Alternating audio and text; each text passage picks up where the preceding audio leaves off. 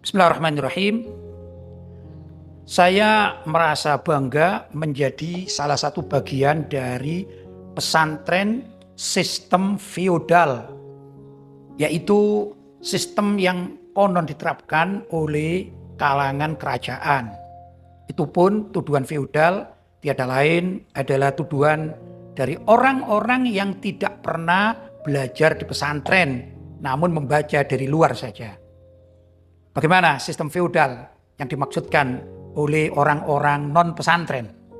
Yaitu seorang kiai atau pengasuh pesantren memperlakukan santri-santrinya sebagai budak.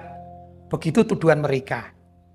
Tapi saya sebagai salah satu dari bagian itu, saya justru bangga kalau saya dijadikan budak dari guru-guru saya di pesantren. Mengapa demikian?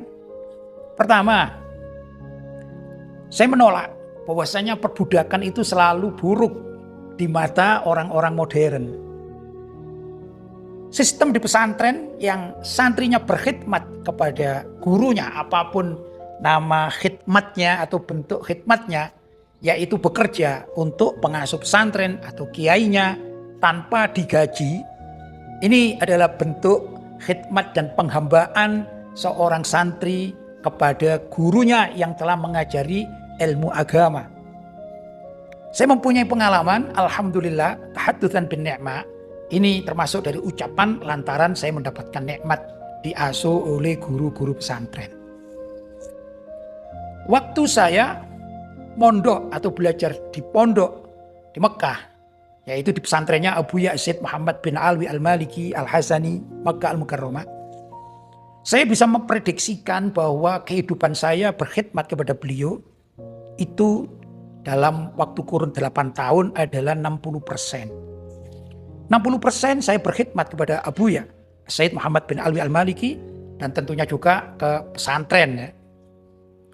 Khidmat yang saya jalani, pertama, di awal saya masuk pesantren Makkah Al-Mukarramah, waktu itu selama kurang lebih 2 bulan, kemudian saya dipindah ke Madinah Al-Munawwarah.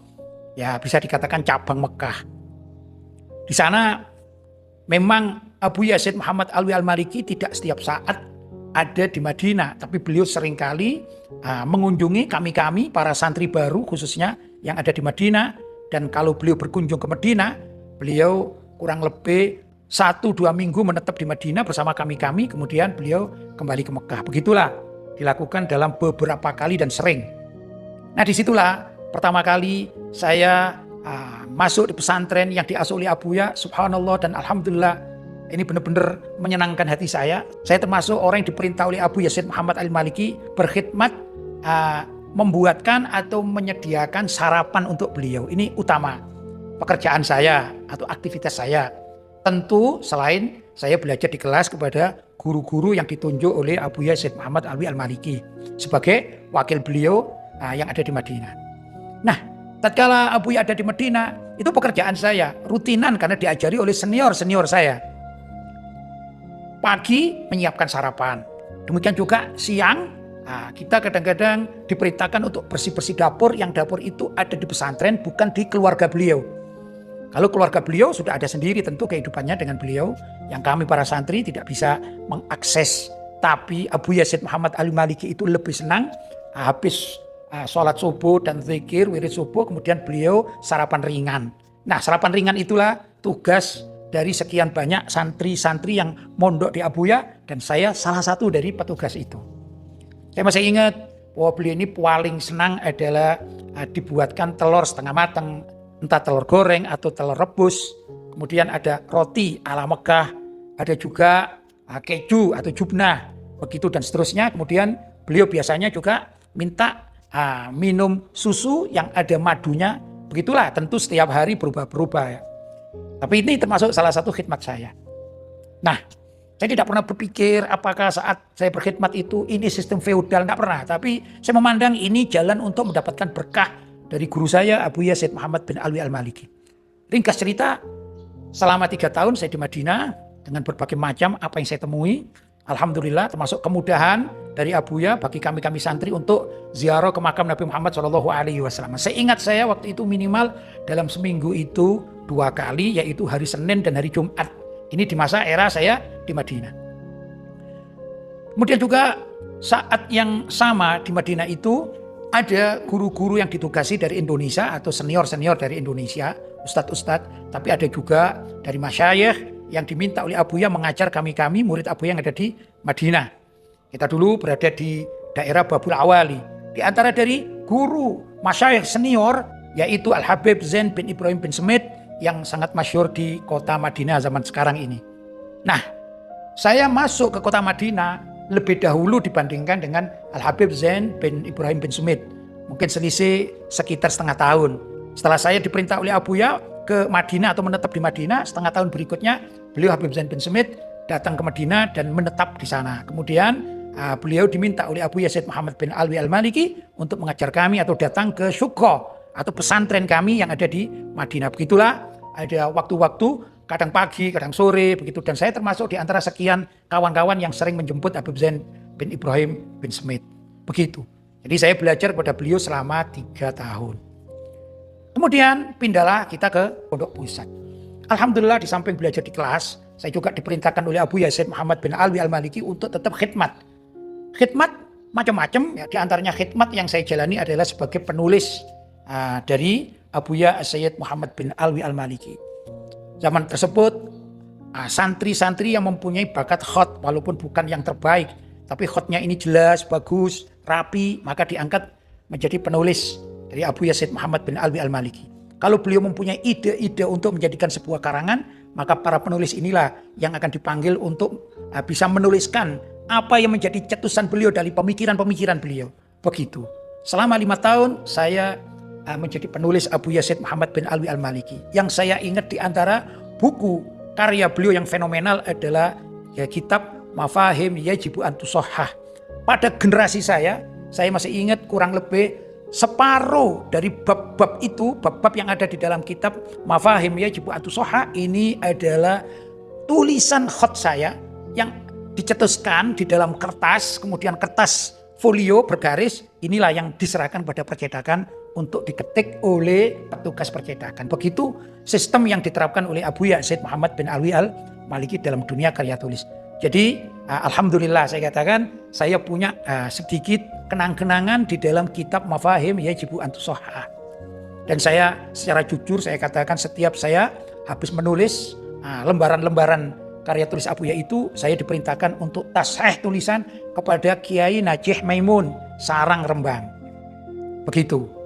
Saya tidak tahu sudah berapa banyak kertas-kertas yang ada tulisan khot saya yang tersimpan di almari pribadi Abuya yang dijadikan perpustakaan pribadi juga di kamar atau di kantor beliau.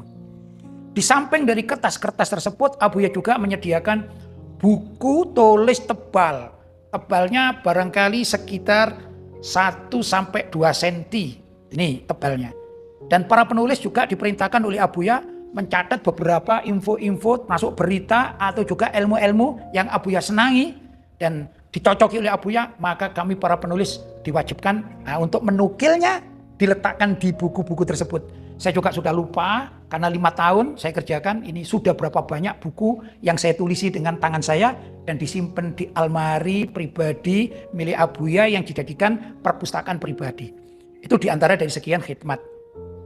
Kemudian juga ada khidmat yang lain. Saya juga pernah diperbantukan tetap yaitu di dapur khusus Abuya tatkala di Mekah.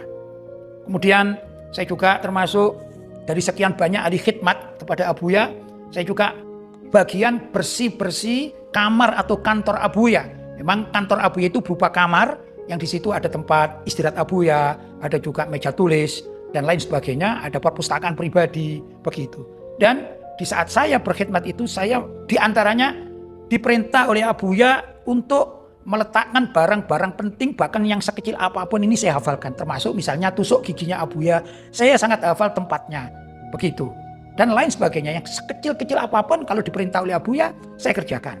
Begitulah. Tentu saya tidak bisa menjelaskan dalam media ini sedetail-detailnya dan saya juga tahu bagaimana koleksi tas-tas Abuya, ada tas tangan, tas ini dan segala macam saya tahu. Dan saya juga beberapa kali membersihkan tas-tas itu atas perintah Abuya. Belum lagi barang elektronik. Memang saya bukan ahli dalam dunia elektronik, ini tidak paham. Tapi saya tahu, oh ini letaknya di sini. Kadang juga saya pindah, kadang juga saya bersihkan. Karena atas perintah Abuya. Begitu. Hampir banyak hal saya berkhidmat kepada Abuya Syed Muhammad bin Alwi Maliki. Kalau dihitung atas prediksi saya kurang lebih 60% saya di kota Madinah dan kota Mekah untuk berkhidmat kepada Abuya. Selebihnya saya belajar kitab kepada guru-guru dan juga di kelas. Alhamdulillah, termasuk juga kepada Abuya Syed Muhammad bin Alwi Al-Maliki Al-Hasani di Qo'a atau Aula. Ada kejadian yang saya masih ingat, di antara dari khidmat saya itu adalah bagian membuat teh yang disuguhkan kepada para tamu dan santri yang ikut mengaji di Qo'a atau di Aula. Ini pengajiannya setiap hari kurang lebih antara maghrib kalau di Indonesia ini sampai 7:30 malam lah kalau di Indonesia. Atau setelah Isya lebih sedikit dari Isya tersebut. Begitu. Dan saya termasuk dari petugas yang diperintah oleh Abuya membuatkan teh ala Mekah. Ada 2 namanya Syahi Ahdor yaitu teh hijau dan Syahi Aswad yaitu teh hitam. Begitu. Hampir 4 tahun saya ini petugas yang setiap hari di samping membuat kadang-kadang juga membagikan yaitu mengantarkan teh sejumlah tamu hadirin dan juga para murid di situ. Saya perkirakan setiap harinya antara 100, 150 sampai 200. Begitu tiap hari. Dan saya juga alhamdulillah memberikan teh-teh tersebut kepada para tetamu Abuya dari kalangan para ulama. Maka dengan cara saya membungkuk karena mereka duduknya di lantai atau di karpet, saya membawa teh tersebut tentu dengan sedikit jongkok kepada semua tamu dan kepada semua santri yang mendapatkan jatah teh. Yang teh itu di gelas-gelas kecil ala Mekah, kemudian ditaruh di talam atau bagi, kemudian kita sodorkan kepada semua yang hadir. Begitulah kurang lebih 4 tahun saya melakukan itu karena niat khidmat saya ke dunia pesantren. Alhamdulillah pada saat saya mau pulang, saya izin pulang itu selama 1 tahun saya diperintah oleh Abuya Syed Muhammad bin Ali Maliki untuk belajar membuat kopi kesukaan orang Mekah. Yang kopi itu tidak pakai gula. Kopi tersebut dimulai saya belajar membuatnya, diajari oleh kakak senior. Antara lain kopi ini kopi putih, coffee white gitu ya. Kopi putih dicampur dengan hel atau kapulaga, dicampur dengan jahe, dicampur dengan za'faron. Itu digodok dengan komposisi yang sudah diajarkan. Pada akhirnya alhamdulillah saya bisa membuat bahkan karya saya dari pembuatan kopi itu seringkali dipuji oleh Abuya Syed Muhammad Alwi Al-Maliki. Kenapa? Karena saya diperintahkan untuk membuat khusus kopi milik Abuya. Setelah saya buat, kemudian ini selama 1 tahun saya khidmat kepada Abuya. Beliau mengajar di Qo'a atau di Aula yang dihadiri oleh sekitar 200 orang kanan kiri dari mulai santri maupun tetamu yang datang. Ini bukan di musim haji. Kalau di musim haji itu tetamu datang bisa sampai 500 kadang-kadang.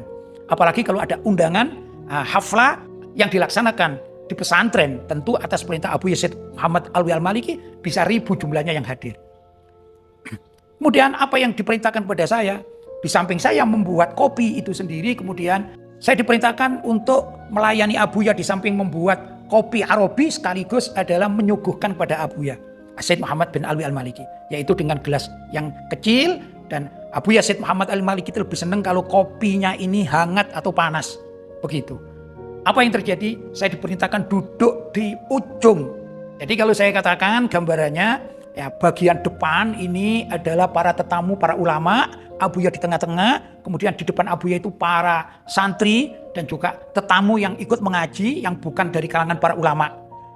Samping kanan dan kiri ini juga tempat tetamu karena mereka orang tua-tua yang butuh senderan di dinding aula.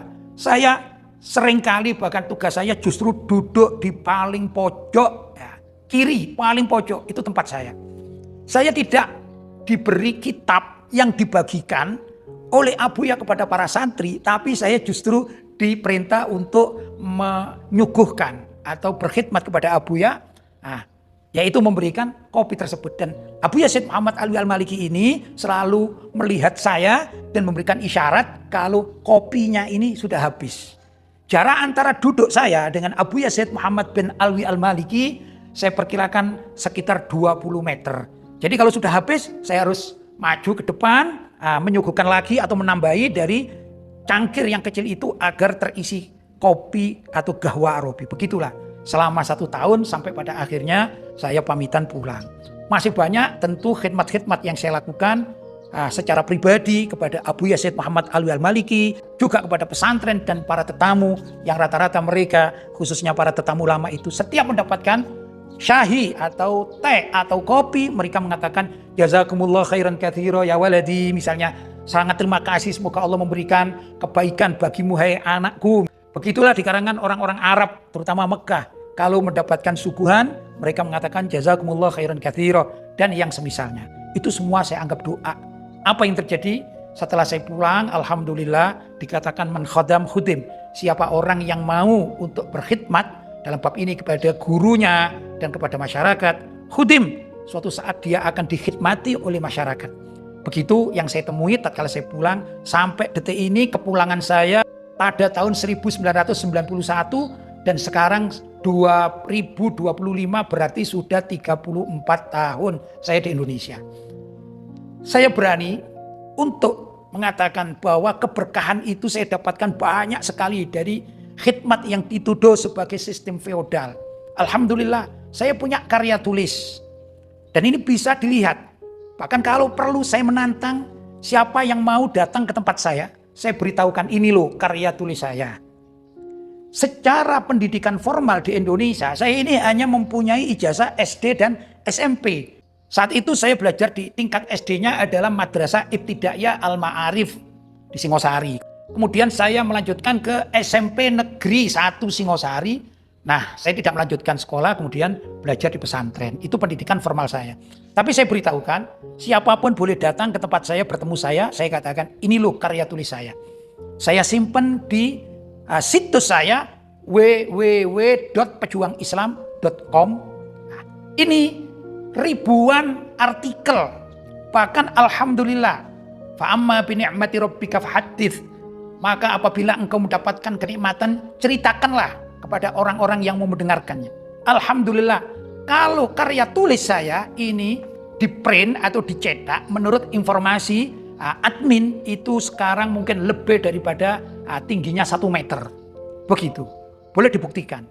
Dan itu sudah saya cetak beberapa menjadi buku-buku atau kitab-kitab resmi tercetak. Salah satu dari karya tulis saya pernah dicetak oleh Gema Insani Pers dan terpasarkan di Gramedia di seluruh Indonesia yang berjudul Musuh Besar Umat Islam. Ini sudah 20 tahun yang lampau. Sekarang saya cetak sendiri, alhamdulillah masih ada dan bisa dilihat atau bisa didapatkan juga di Shopee. Insya Allah ada. Itu diantara karya tulis saya berkat saya belajar di pesantren yang dituduh feodal. Alhamdulillah pada usia saya yang ke-60 tahun saya dipercaya, dan tentu ini takdir dari Allah SWT, saya bisa mengasuh pesantren ya.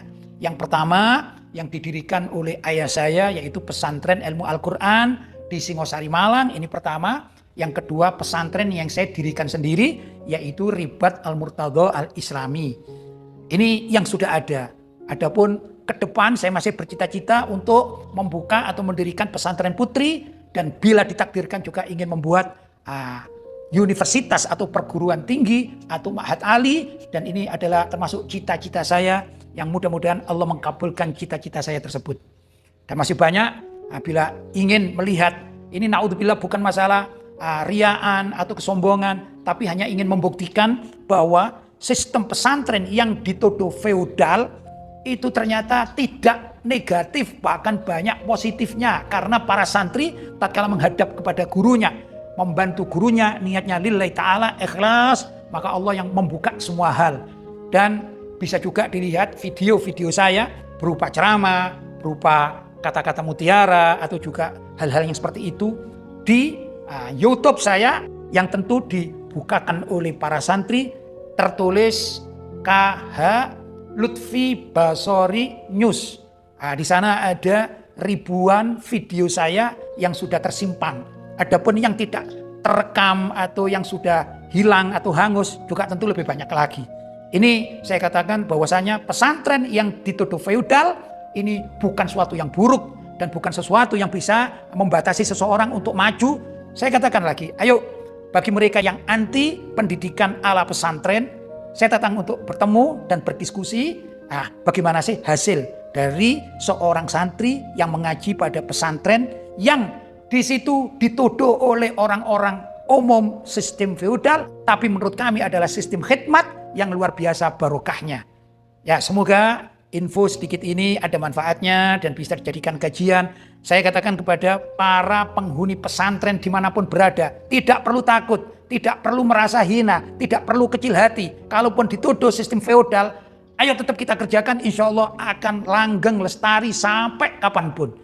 Perlu diketahui bahwasanya sistem pesantren ini dulu sudah diajarkan oleh baginda Nabi Muhammad SAW.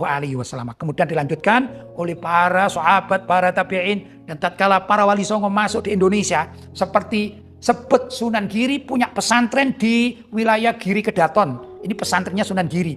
Jadi sudah sangat tua dan sistem pesantren ini lestari hingga saat ini. Subhanallah. Karena itu, ayo kita bangga menjadi salah satu dari bagian apa yang dituduhkan sistem feodal yang dikatakan tidak bisa maju. Ternyata saya alhamdulillah membuktikan bahwa kami bisa maju. Kalaupun para penuduh-penuduh itu mempunyai karya tulis, ayo kita adakan studi komparasi dari dunia pesantren dengan dunia orang-orang di luar pesantren, terutama di Indonesia. Semoga apa yang saya terangkan ini menjadikan bukti tidak semua yang dituduhkan oleh orang-orang di luar Islam terhadap pesantren itu adalah negatif, tapi justru berkah dari Allah SWT diturunkan kepada masyarakat pesantren. Semoga bermanfaat.